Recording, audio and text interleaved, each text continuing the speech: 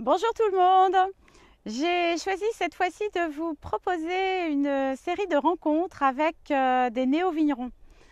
Dans cette vidéo, nous nous retrouvons de nouveau en Bourgogne, à Mercurey, avec Gatien et Éric Bouvier qui ont créé le domaine Premier Chapitre. Ils ont démarré leur premier millésime en 2017. C'est un très petit domaine confidentiel. Ils exploitent seulement 1,5 hectare et leur vin se place déjà bien dans les dégustations comparatives. Vous trouverez leurs coordonnées en dessous de la vidéo. Et si vous aussi vous êtes néo-vigneron ou récemment installé, eh bien n'hésitez pas à me contacter et puis on voit pour un reportage si ça vous intéresse. Et si vous voulez continuer à me suivre, eh bien je vous laisse vous abonner à Culture Wine TV sur YouTube. À très bientôt.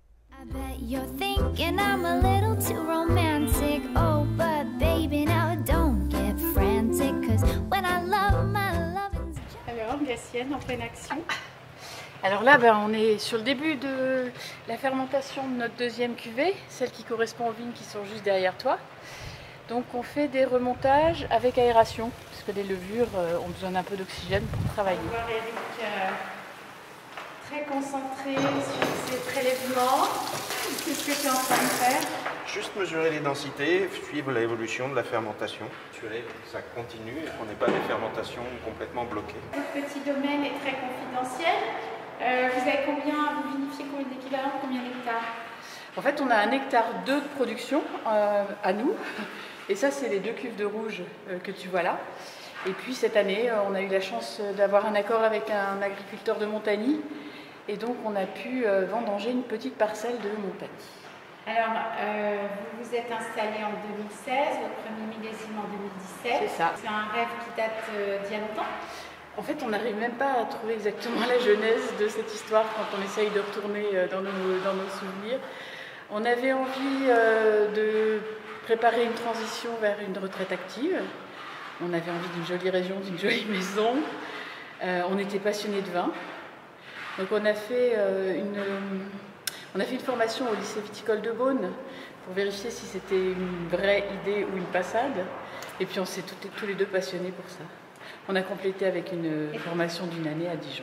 Et ton métier de départ, enfin, qui est toujours actuel? C'est ça. Oui. Le métier de départ, c'est être avocat en transmission d'entreprise. Donc on est assez loin de la vigne, sauf peut-être un jour s'intéresser aux transmissions des entreprises viticoles, bien sûr. J'étais pilote de ligne. D'accord.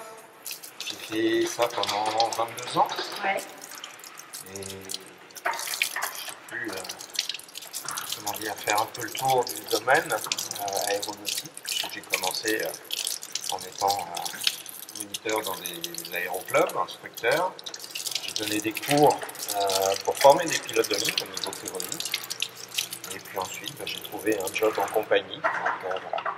L'avantage du secteur viticole, quand on est comme nous sur un petit domaine et qu'on peut s'occuper intégralement de toutes les activités, c'est qu'on maîtrise le process, enfin on essaie de le maîtriser tout du moins, de A jusqu'à Z, depuis le choix des plants, toute la partie élevage, enfin viticulture, et puis ensuite la partie fermentation.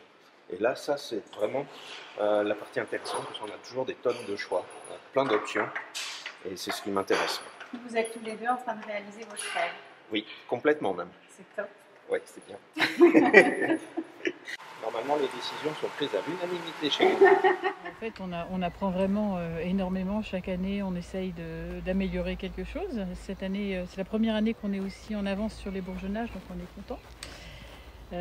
Sur la taille elle-même, je crois qu'il faut une vie pour vraiment bien tailler. En tout cas, pas de regret Aucun. aucun. Non, si c'était à refaire, on referait. Ouais. On n'aurait même pas pu imaginer qu'on finirait dans des conditions aussi idéales, quoi. Ouais. De suivre l'évolution des vins, les goûter régulièrement. On a vraiment l'impression de les élever, quoi. Et alors, on dit que les Bourguignons sont pas toujours des plus accueillants, mais ouais. C'est faux. Alors ça, s'il y a bien... Nous, on redoutait un peu ça quand on est arrivé à Mercurey, parce que les Parisiens qui débarquent, c'est pas nécessairement la garantie d'un accueil joyeux. C'est faux. Nous, on est arrivés, on a tout de suite été encadrés, mais dans le bon sens. C'est-à-dire que ça a été un accueil avec beaucoup de bienveillance. Tous les gens avec lesquels on partage les vignes autour sont venus nous voir. Ils n'ont pas été avares de conseils.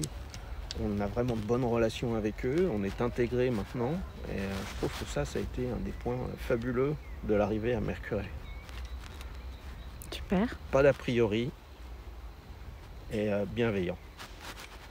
Ça, c'est quelque chose d'assez remarquable. Mais un jeune qui a envie de s'installer pour gagner sa vie avec 1,5 hectare, c'est la galère. Ouais. Il lui faudra un peu plus de surface. Alors, il n'est pas obligé d'acheter non plus. Il peut avoir des terres en fermage. Il peut avoir une structure de négoce. Nous, on commence à mettre en place une structure de négoce parce qu'on n'a pas de vigne en blanc. Donc, on achète du raisin blanc et puis on le vinifie. On a fait le choix de se convertir en bio. On a appliqué le cahier des charges la première année, voir si c'était réalisable pour des néophytes comme nous. Puis après, dès la deuxième saison, on s'est mis en conversion. Là, c'est notre 3e saison en conversion. Donc vous allez être certifié avec le millésime 2020.